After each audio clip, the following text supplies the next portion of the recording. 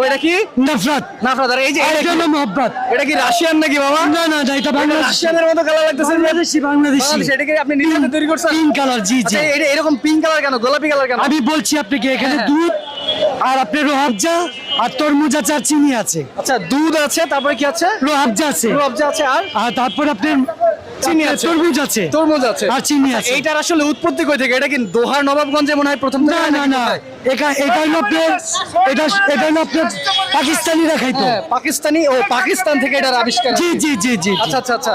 তো এইগুলো আপনি কত করে বিক্রি করতেছেন? এই যে রাশিয়া, এটা কি যেন বলেন, রাশিয়ান? এটা হলো আপনার 260 টাকা। ও 260 টাকা। এটার নাম কি যেন বলেন? রাশিয়ান শরবত নাকি? মহাব্বত শরবত। ও, মহব্বতের শরবত, রাশিয়ান শরবত না প্রিয় দর্শক, মহব্বতের লাচ্ছি। জি। আপনি কি পুরান ঢাকার স্থানীয় এরকম? আমি পুরান ঢাকার লোকাল ছেলে। আপনি এগুলো কি আপনার হাতে আসলে স্বাদ হয় নাকি এমনি ভগাজগা মাখা খাচ্ছেন? না না, ইনশাল্লাহ সাদা দেখা ওপেন বিক্রি করতেছে। আচ্ছা আচ্ছা, ওই যে আপুরাও নিচ্ছে ইনশাল্লাহ। এইগুলো কত করে রাখেন? এটা 120 টাকা। আচ্ছা, 120 টাকা না? এটার নাম হলো নফরত। ও, এইগুলা কি আপনি শুধু অনলাইনে সেল করেন নাকি শুধু অফলাইন? না না না, অফলাইন। শুধু এখানে? জি জি জি। আপনি এখানে এখন বর্তমানে এই যে ইফতার বাজারটা অনেক বড় বাজার, আপনি যেখানে বসছেন সেই জায়গার লোকেশন কি?